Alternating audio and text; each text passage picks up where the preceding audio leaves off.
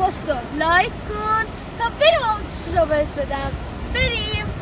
وارد برنامه انشاد میشیم، روی ویدیو کلیک میکنیم و ویدیو اولمون که خودمونیم و ویدیو دوم که از صفحه پیج خود اینستاگرام رو وارد میکنیم.